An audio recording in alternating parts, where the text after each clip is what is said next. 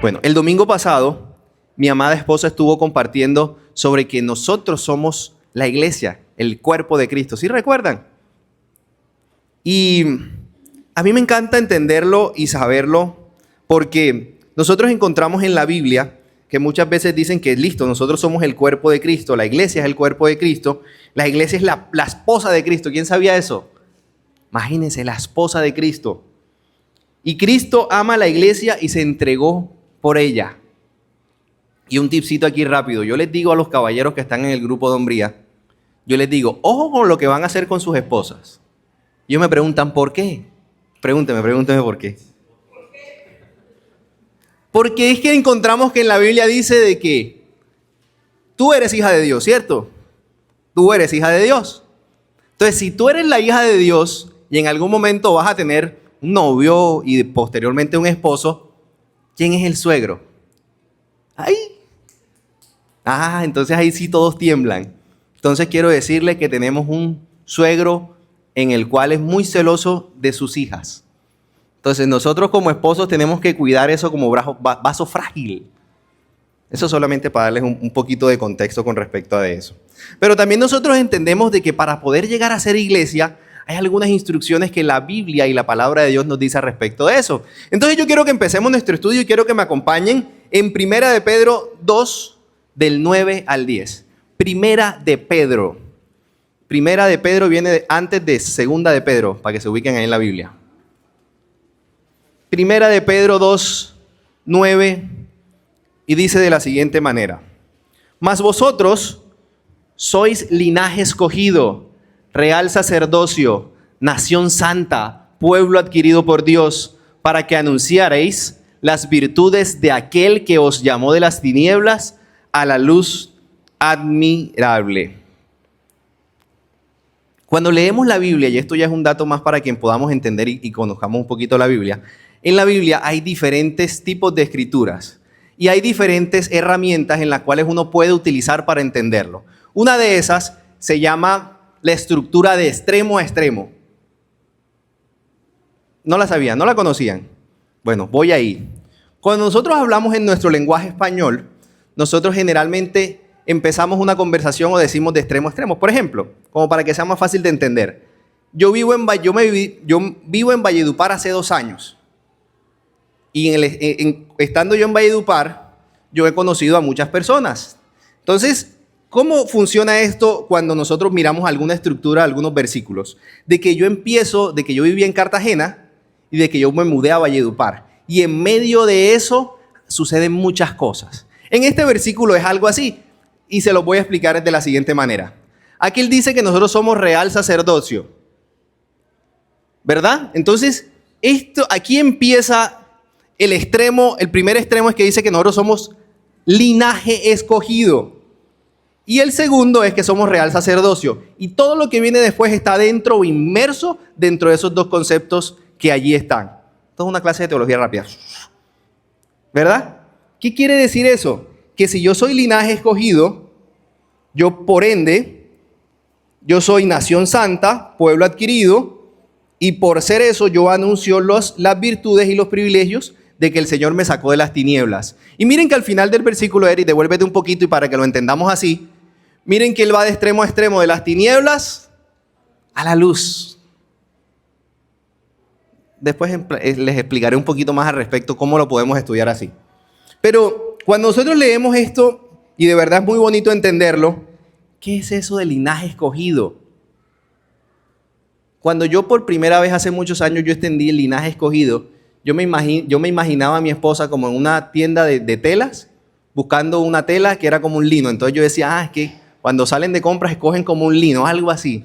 Eso era como yo incautamente en ese momento lo entendía. Pero nosotros podemos entender algo un poquito más allá del linaje escogido, porque el linaje viene de la línea de la genealogía, de cómo nace toda esta historia por cual nosotros somos linaje escogido. ¿Y saben dónde empieza esto? Génesis 12. Y ahí empieza para que podamos entender qué es esto de ser linaje escogido. Génesis 12 dice lo siguiente. ¿Quién empieza esta historia? Es un señor que se llama Abraham. Abraham y después fue llamado Abraham.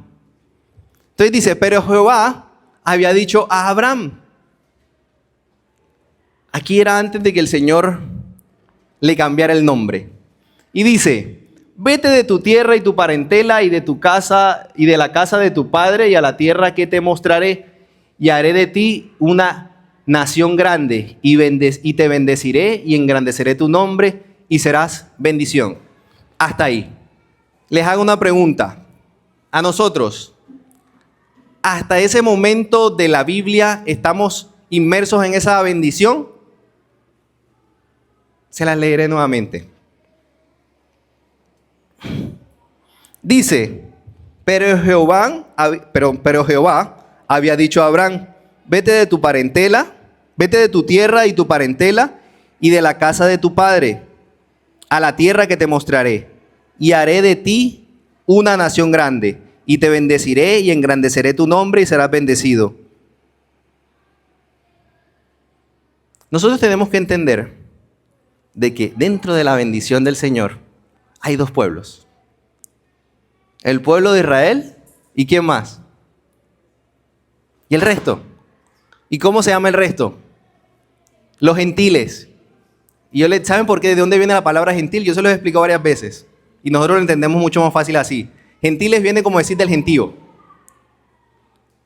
Y lo bonito de esa porción, o lo que nos quiere decir esa porción de la palabra, es que hasta allí quienes estaban siendo bendecidos era el pueblo de Israel. ¿Y nosotros somos? O sea, nosotros somos el resto. ¿Estamos o no estamos ahí? ¿Seguro? ¿Por qué? Solo para la reflexión. Nosotros no estamos ahí. Ay, y entonces me engañaron todo este tiempo. No, nosotros no vendemos de la descendencia de Abraham. ¿O sí? ¿Alguno de ustedes ha pedido a Abraham? No. Pero es que el versículo no se queda hasta allí, porque la palabra continúa. Y entonces nosotros hasta ahí la hemos cogido y yo digo, entonces yo bendigo al que me bendiga y al que me maldiga, ese sí no lo sabe, lo maldigo.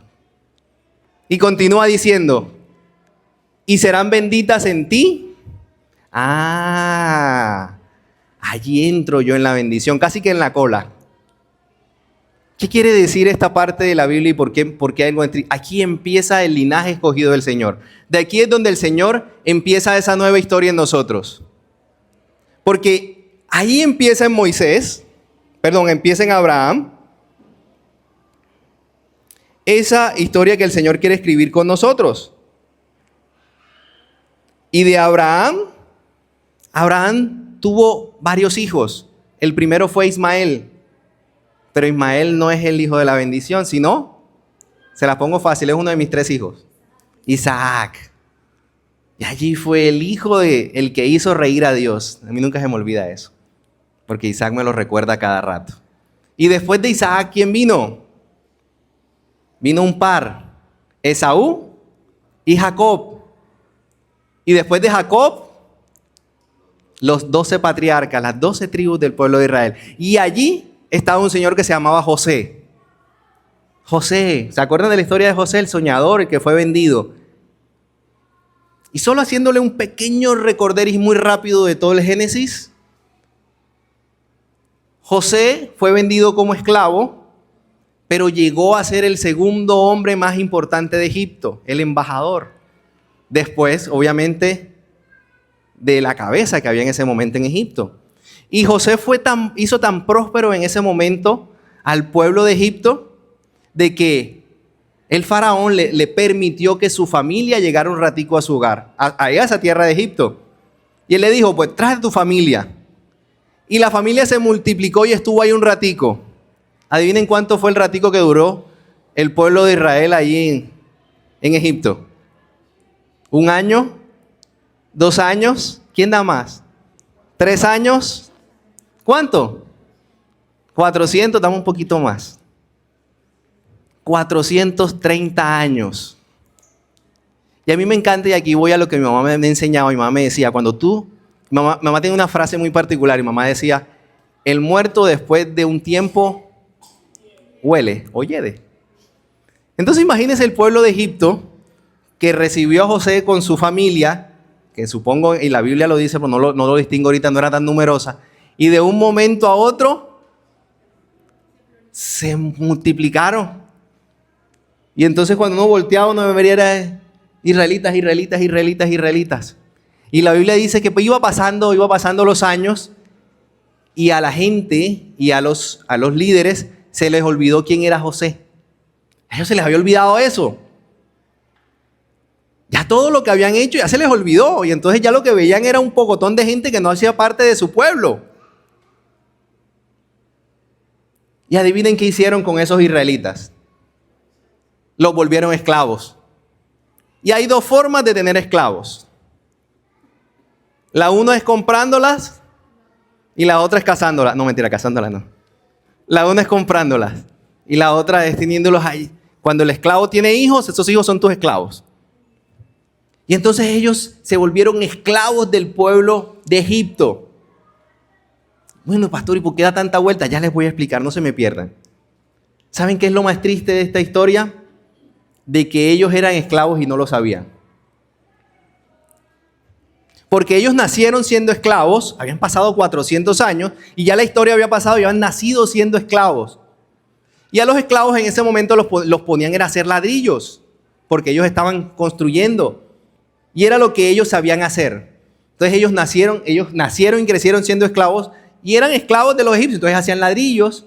¿Y qué hace tu papá? Ladrillo. ¿Y qué hace tu abuelo? No, mi abuelo hacía los mejores ladrillos de aquí de Egipto. Y yo te lo voy a explicar de la siguiente manera. Vamos a coger a alguien.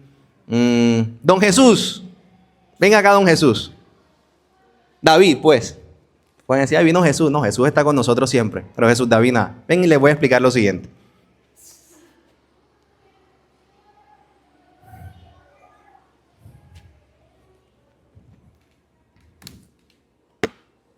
Y yo les voy a explicar qué es lo que el enemigo quiere hacer con nosotros. Todo esto para poder decirles lo del real sacerdocio, linaje escogido. Levanta los brazos. Gracias. Espérate un momento. Lo hice muy corto.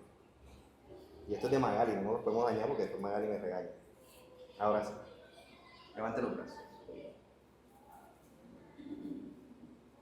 Lo peor de ser esclavos no es ser esclavos en sí, sino el nosotros no saber que somos esclavos. Y el pueblo de Israel se movía con facilidad. Si yo te digo, Jesús, pásame el lapicero que tiene Marcela.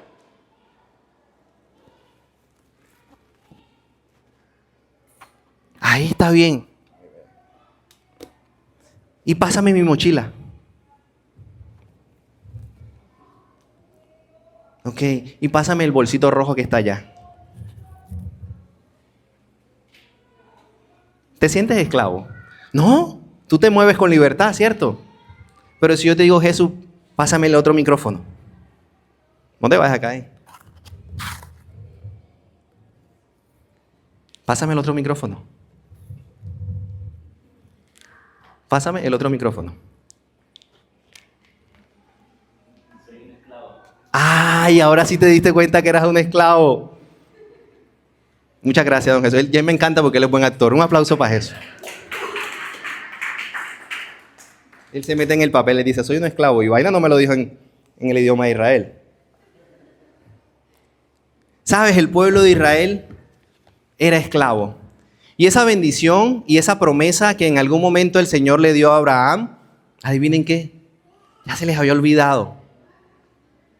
Y si recuerdan cómo empezábamos nuestro tiempo de alabanza, yo les decía que no se les olvide lo que el Señor hace en sus vidas.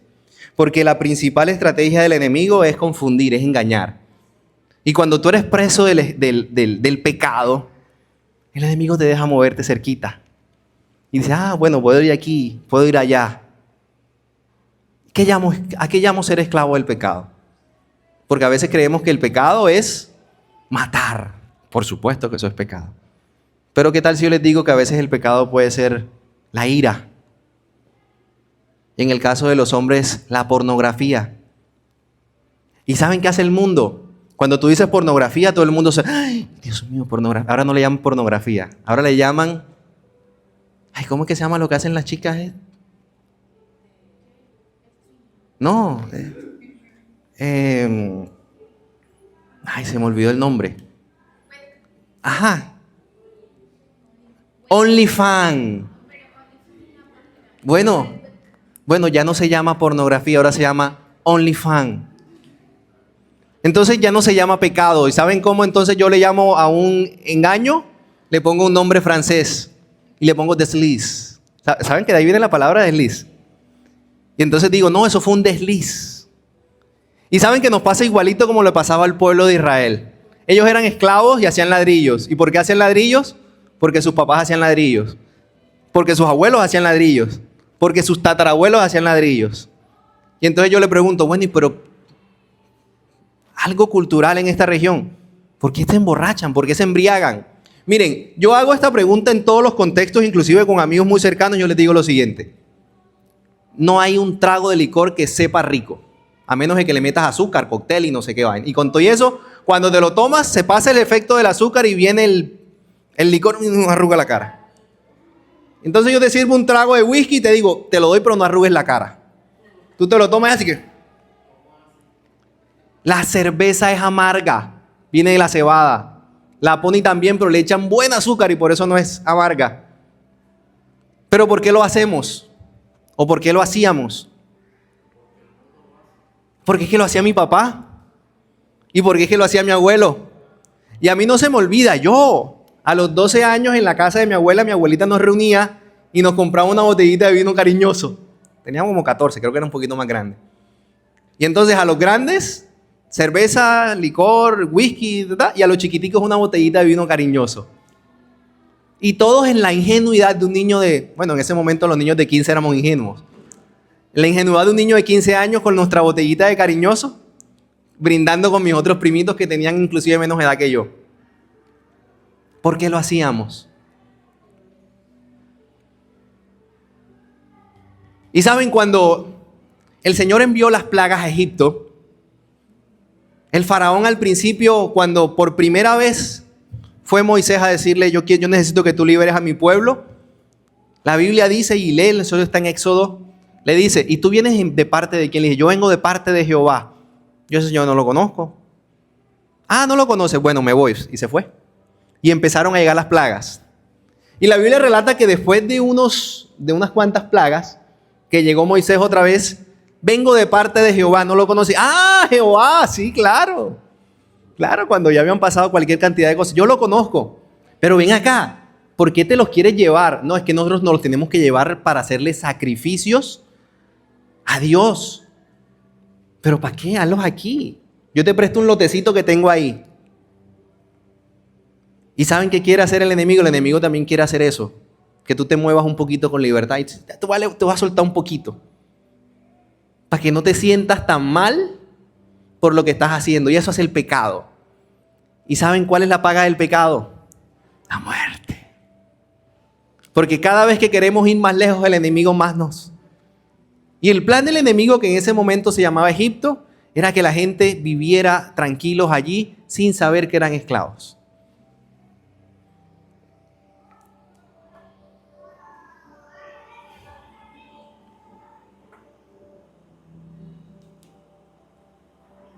Primera de Corintios 7:23 dice, por precio fuiste comprado, no os hagáis esclavo de los hombres. No nos hagamos esclavos de los hombres.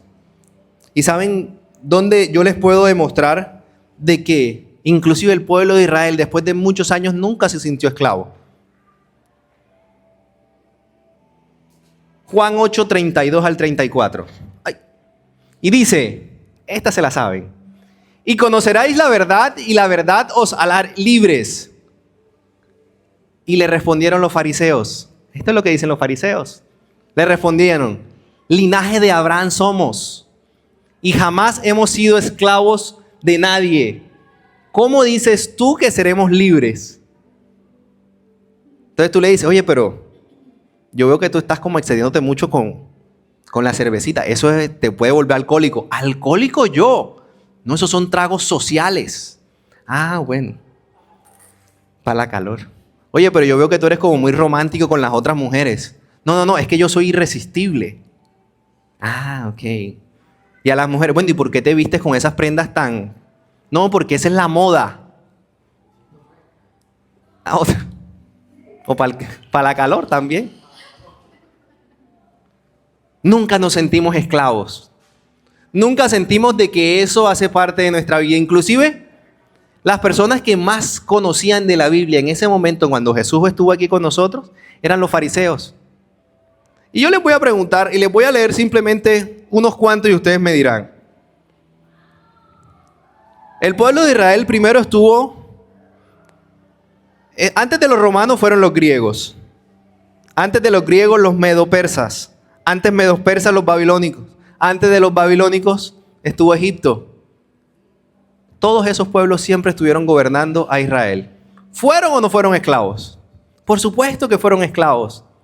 Pero saben, ese sentirse libres, o que esa pitica la tengas allí, y cuando te me vas muy lejos te jalo, es lo que a ti no te permite salir del pecado.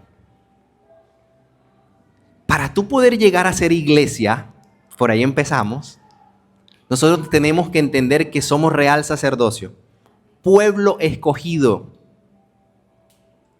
Somos pueblo escogido. Somos parte de esa promesa de Abraham. Y miren lo que le responde Jesús. Me encanta Jesús. ¿A ustedes les gusta Jesús? Julie dice, a mí me gusta también, pero ¿te gusta Jesús, David? Jesús le respondió, de cierto os digo que todo aquel que hace pecado, esclavo del pecado es.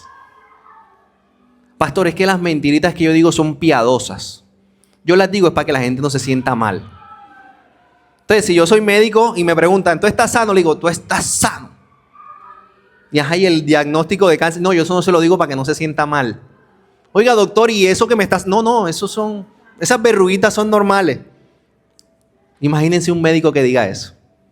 O imagínense un preso y va al abogado y le dice, mañana sales.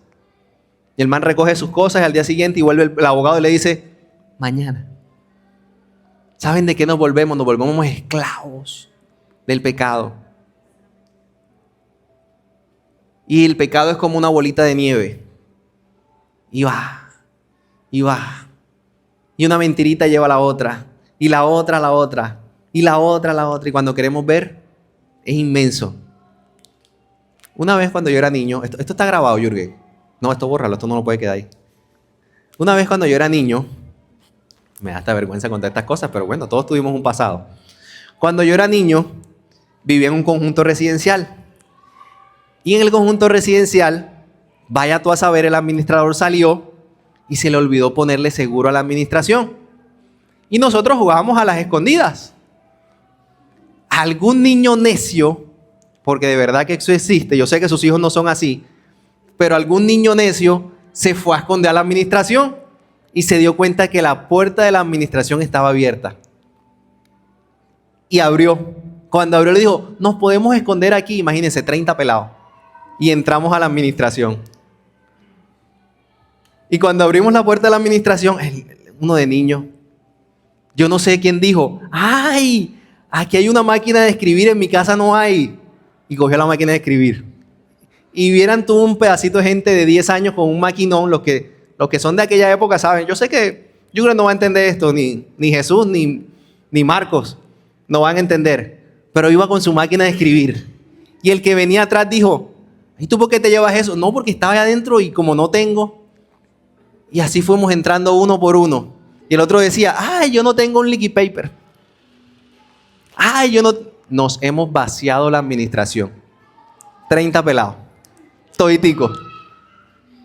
Obviamente, al día siguiente que llegue el administrador, me robaron. Se metieron dentro del conjunto y nos robaron. Fiscalía, el CTI, no sé, Miguel, quién más va a esos casos. Porque es que alguien entró. Miren, gracias a Dios, nosotros a los 12 años todavía no sabíamos abrir una caja fuerte. Porque había una cajita fuerte con algo de dinero. Todavía no teníamos esos conocimientos de Jesús. Y el dinero no lo tocaron. Y tampoco habían cámaras de seguridad. Oh, estamos hablando hace 30 años. Y empezaron a hacer un estudio. ¿Y quién es? Nada. ¿Y qué pasaba? Todo era un misterio. Imagínense, nosotros 30. Éramos como 30 pelados. Todos callados. Y nos encontramos en la cancha de fútbol. ¿Qué vamos a hacer? Callados. Todo el mundo callado. ¿Saben qué pasó? No voy a decir el nombre. Juanito. Siempre hay un Juanito. La mamá le preguntó, oye, ve, ¿y esa máquina de escribir? No, mami, me la regalaron en el colegio. Mira, Juanito, esas máquinas de escribir valen un pocotón de plata. La mamá fue al colegio. En el colegio no le dieron máquina de escribir, se devolvió. ¿Me haces el favor, Juan Gabriel? ¿Me dices quién te dio esta máquina de escribir? Ay, mami, lo que pasa es que nosotros jugando al escondido nos metimos, no sé qué. Pero eso no fue culpa mía, eso fue Juanito. Acto seguido, reunión de padres de familia en el conjunto residencial. Y nosotros en la cancha veíamos así. Veíamos así como cuando venía el pueblo de Egipto a coger el pueblo de Israel, estaba el Mar Rojo en la mitad. Nos van a pegar poquito. Nos van a matar. ¿Saben qué dijo el primero? El mismo que se llevó la máquina de escribir. Yo voy a mi casa a buscar un bolso porque me voy de la casa. Ingenuidad de un niño de 12 años. Fue a su casa, trajo el bolso, lo puso en donde estábamos en la calle. Adivina qué dijo el otro. Yo me voy contigo. Imagínate, íbamos a hacer 20 huérfanos, 30 huérfanos. Para resumir en la historia, nos dieron nuestra respectiva corregida, a unos más duros que a otros, dependiendo la mano de la mamá o el tamaño de la chancleta. Pero ¿qué tal que esos 20 niños que estábamos ahí, todos hubiéramos cogido un bolsito y nos hubiéramos ido a la deriva? ¿Quién sabe en qué hubiéramos terminado? ¿Quién sabe qué loco nos hubiera montado en un bus, en un carro, no sé? ¿Por qué? Por un acto. Al día siguiente o a los 2 o 3 días aparecieron todas las cosas que se habían robado. De pronto se perdió un lapicero, un resaltador, cualquier boba. Pero fue algo ingenuo. Pero pónganse a pensar en algo más grave. Una mentira más grave, se las acabo de decir. ¿Y saben qué nos volvemos? Nos volvemos esclavos del pecado. ¿Saben qué nos aleja del Señor? Todo aquello que nos ata al mundo. Piensa en tu cabecita, ¿qué es lo que te aleja del Señor hoy? Y puede ser hasta la pereza, ¿viste? Porque quizás hoy más de uno no está porque la camita estaba fría. Y yo digo, eso es mentira, porque hacía calor a las 8:30 de la mañana que yo salí de la casa, hacía calor. Pero bueno, hacen felices a fin y aprenden el aire. ¿Qué es lo que te aleja? ¿Qué es lo que te aleja del Señor? ¿Qué es lo que no te permite que seas eso que el Señor te llamó a hacer? ¿Te estás engañando a ti mismo cuando dices que no has sido esclavo? Todos hemos sido esclavos, todos. En algún momento de la vida, por alguna circunstancia. Quizás algunas más graves o unas más pequeñas según nuestra medida, pero todos hemos sido esclavos. Y yo quiero que nos volvamos al principio. Yo quiero que nuevamente miremos 1 de Pedro 2:9. Arriba, Ari. Y yo quiero leerte esto para ti. Y yo quiero que tú aquí coloques tu nombre. Y tú digas, mas Roberto, eres linaje escogido, real sacerdocio, nación santa. ¿Sí recuerdan qué es lo que significa ser santo? Ser santo no es una aureola y unas alitas. Cuando tú santificas algo es que se lo entregas al Señor. Nación santa, pueblo adquirido por Dios, para que anunciara las virtudes de aquel que os llamó de las tinieblas, ¿para dónde? ¿Y la luz qué? Admirable. ¿Sabes? Hoy el Señor quiere que todos seamos iglesia, pero el Señor quiere sacarnos hoy de la luz, de las tinieblas a la luz. Y no para cualquier luz, ni Afinia, ni Electricaribe, no, para la luz admirable. El Señor hoy te dice, tú eres, no con paneles solar. El Señor te dice, yo quiero que tú marques la diferencia. Yo quiero que tú seas una luz que los otros admiren. Que cuando la gente vea a Yolima diga, wow, Yolima, ¿y qué? ¿Por qué eres así tan tan espectacular. Y entonces el esposito saque pecho y diga, Yolima diga, por él, más o menos. Pero es porque yo soy linaje escogido, luz admirable. Amén. ¿Sabes? Nosotros debemos construir una iglesia donde quisiéramos estar. Esta semana mi esposita compartió un podcast de un pastor que vemos con alguna regularidad. Y él compartía algo con respecto a la iglesia. Él decía, sé la iglesia donde tú quieras ir. Porque a muchos de nosotros fuimos una vez a la iglesia cuando nos obligaban. Y a los que somos esposos aún todavía nos obligan. Luis nada más se ríe. ¿Sabes? Nosotros tenemos que ser la iglesia donde nos gustaría invitar a alguien. Pero la iglesia no es el pastor, ni la pastora, ni estos 4 paredes. ¿Saben quiénes son la iglesia? Nosotros.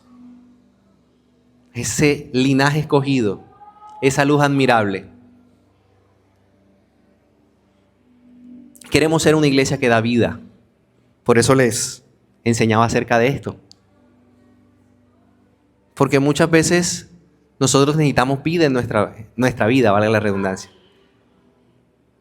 Y nosotros queremos de esta vida, pero no la vida como la bio, sino una vida como Zoe.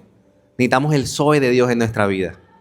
Y eso solo podemos hacerlo a través de la iglesia. ¿Saben? Nosotros como iglesia queremos disfrutar tus triunfos. Queremos llorar tus adversidades. Queremos celebrar todo aquello que el Señor hace en tu vida. Pero solitos no podemos. Pero juntos es más fácil. ¿Qué tal si cerramos los ojos y bendecimos esta hora del Señor?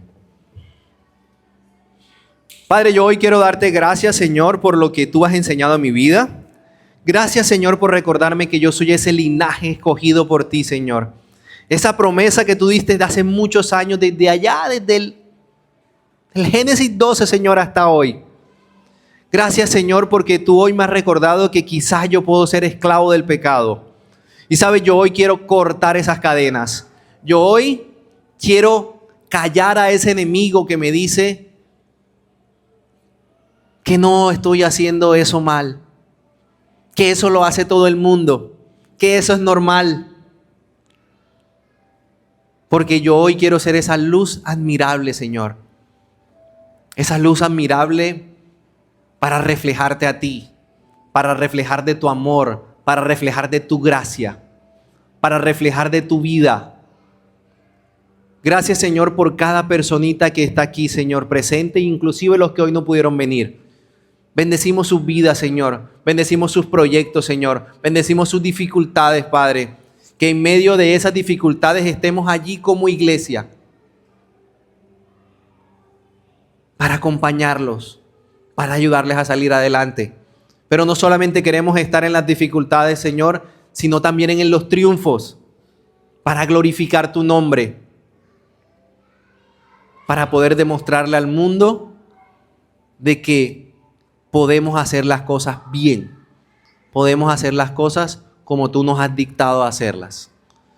Padre, en esta semana, Señor, que tu poder se manifieste en cada vida y que tu oído se incline a ellos, como dice el Salmo, para que tú puedas escuchar sus peticiones, sus oraciones, su clamor. Y todo esto te lo pedimos en el nombre de tu Hijo Jesús. Amén, amén y amén. Linaje escogido, real sacerdocio, luz admirable. Eso es a lo que el Señor nos ha llamado. ¿Qué tal si le dan un fuerte aplauso al Señor?